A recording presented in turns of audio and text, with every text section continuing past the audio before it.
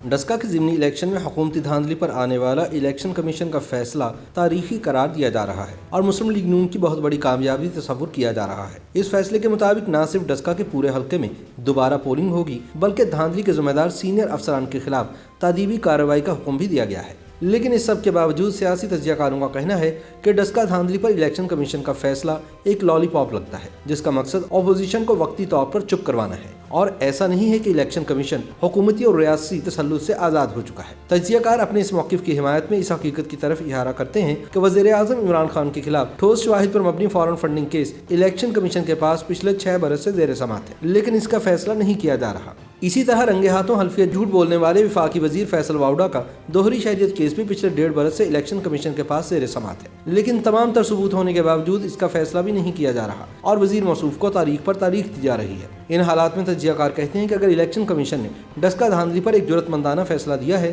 تو وہ بھی بھائی لوگوں کی منظوری کے بعد دیا ہے، جنہوں نے کہ اپوزیشن کو ضمنی انتخابات میں ٹانگ نہ اڑانے اور غیر جانبدار رہنے کی یقین دہانی کروائی تھی۔ اب یہ کیسے ہو سکتا ہے کہ اگر اسٹیبلشمنٹ نے ضمنی الیکشن میں غیر سیاسی ہو کر دھاندلی نہ کروانے کا فیصلہ کیا تھا تو انٹیلیجنس بیورو دھاندلی کروا کر پاکستان کے اصل حکمرانوں کی ساکھ خراب کر دے، لہٰذا حکومتی ایما پر دھاندلی کروانے والوں نے قابو تو آنا تھا۔ ان حالات میں یہ کہنا غلط نہ ہوگا کہ ڈسکا دھاندلی پر الیکشن کمیشن کا فیصلہ دراصل حکومتی اور ریاستی ایجنسیوں کی باہمی چپکلش کا نتیجہ ہے اور اس کا مقصد ریاستی انٹیلیجنس کی ساکھ بحال کرنا تھا۔ چنانچہ 25 فروری کے روز الیکشن کمیشن نے نہ صرف ڈسکا کے پورے حلقے میں دوبارہ پولنگ کروانے کا حکم جاری کر دیا بلکہ چیف سیکرٹری پنجاب اور IG پنجاب کو ضمنی انتخابات کے دوران اپنے فرائض سے غفلت برتنے پر 14 مارچ کو طلب بھی کر لیا ہے۔ الیکشن کمیشن نے اسٹیبلشمنٹ ڈویژن اور حکومت پنجاب کو یہ حکم بھی دیا ہے کہ deputy commissioner Sialkot Zeeshan Javed Lashari, DPO Sialkot Hassan Asad Alvi, assistant commissioner Daska Asif Hussain اور ڈسکا اور سمریال کے DSPs کو بھی معطل کیا جائے اور انہیں آئندہ کسی الیکشن ڈیوٹی پر مامور نہ کیا جائے۔ اب ان تمام افراد کے خلاف الیکشن کمیشن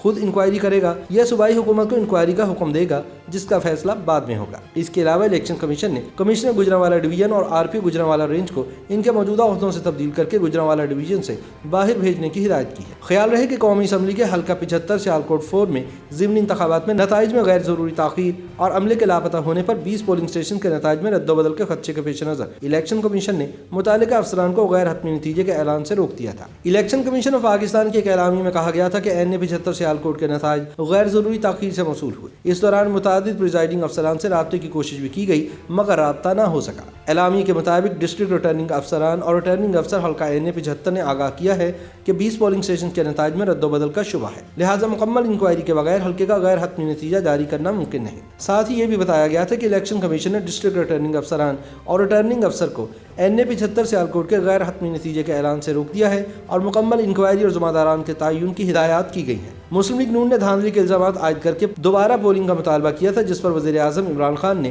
ڈسکا میں قومی اسمبلی کے حلقہ NA 75 پر ہوئے ضمنی انتخابات میں مبینہ دھاندلی کے الزامات پر پاکستان تحریک انصاف کے امیدوار اسجد ملہی سے 20 پولنگ اسٹیشنز پر دوبارہ پولنگ کی درخواست دینے کا کہا تھا۔ دلچسپ بات یہ ہے کہ الیکشن کمیشن کے فیصلے سے قبل ایک پریس کانفرنس کرتے ہوئے عثمان ڈار نے کہا تھا کہ الیکشن کمیشن جو بھی فیصلہ سنائے گا حکومت اسے قبول کرے گی۔ تاہم الیکشن کمیشن کی جانب سے پورے حلقے میں دوبارہ پولنگ کے فیصلے کو مسترد کرتے ہوئے عثمان ڈار نے کہا کہ وہ اسے سپریم کورٹ میں چیلنج کریں گے۔ ان کا کہنا تھا کہ اگر NA 75 کے تمام 320 پولنگ اسٹیشن پر دوبارہ انتخاب ہوا تو یہ ڈسکا کے عوام کے ساتھ ناانصافی ہوگی۔ قبل ازیں وزیر اعظم کے معاون خصوصی برائے سیاسی ابلاغ ڈاکٹر شہباز گل نے پریس کانفرنس کے بعد گفتگو کرتے ہوئے کہا کہ الیکشن کمیشن کا فیصلہ اس بات کا ثبوت ہے کہ تحریک انصاف کی حکومت میں ادارے آزادانہ طور پر کام کر رہے ہیں۔ ان سے جب سوال کیا گیا کہ الیکشن کمیشن کی جانب سے اپوزیشن کے دھاندلی کے الزام کو تسلیم کرنے کے بعد کیا PTI کا آزادانہ اور شفاف انتخابات کروانے کا پورا بیانیہ ڈھہ نہیں گیا جس کے لیے پارٹی نے سن 2014 میں اسلام آباد میں 126 دن کا دھرنا دیا تھا، جواب میں ڈاکٹر شہباز گل نے کہا کہ گاؤں اور ٹاؤن تحصیل کی سطح پر کچھ بے ضابطگیاں ہو سکتی ہیں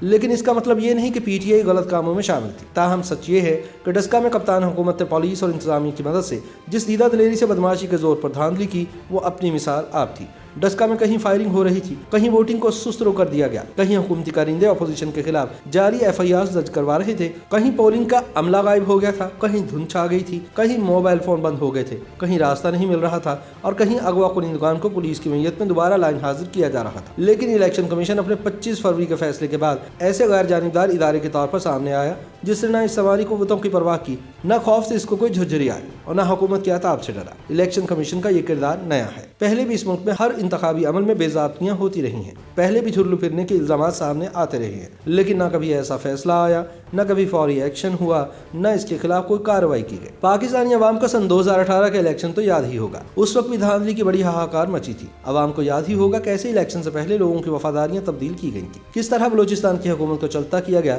किस तरह GDA, बलूचिस्तान अवामी पार्टी, MQM और काफिली की रहनुमाई की गई थी, और किस तरह इलेक्शन के दिन पोलिंग सुस्त करवाई गई थी, किस तरह उम्मीदवारों की वफादारियां तब्दील की गई थी, किस तरह फॉर्म 45 गायब हुए थे, किस तरह खौफ की एक फिजा बनाई गई थी, और किस तरह मीडिया पर इलेक्शन की शफाफियत की कस्में खाई गई थी। ये बहुत पुरानी बात नहीं, अभी सन 2018 का ही किस्सा है और सबको याद है। सियासी तजियाकार कहते हैं कि डस्का इलेक्शन में धांधली के हवाले से जो कुछ इलेक्शन कमीशन ऑफ पाकिस्तान ने किया है वो काबिल तहसीन ज़रूर है, लेकिन सवाल ये है कि तारीफ के डोंगरे सिर्फ एक हल्के के इलेक्शन के लिए ही क्यों संभाल कर रखे गए। सवाल ये भी है कि एक डस्का हल्के के इलेक्शन में ही क्यों शफाफियत याद आ गई, एक हल्के में ही क्यों धांधली नजर आ गई, एक हल्के में ही क्यों इंसाफ का बोलबाला हुआ और एक हल्के में ही क्यों मुनसिफाना इंतखाबात याद आ गए। तजियाकार कहते हैं कि डस्का इलेक्शन का फैसला मुल्की इलेक्शन की तारीख के तनाजुर में एक लॉलीपॉप लगता है, जिसका मकसद वक्ती तौर पर अपोजिशन को राम करना है, जो एस्टेब्लिशमेंट की जानिब से गैर जानिबदार रहने के वादों पर यकीन किए बैठी है। तजियाकार कहते हैं कि अपोजिशन डस्का में दोबारा पोलिंग करवाए जाने के इलेक्शन कमीशन के फैसले की तारीफ में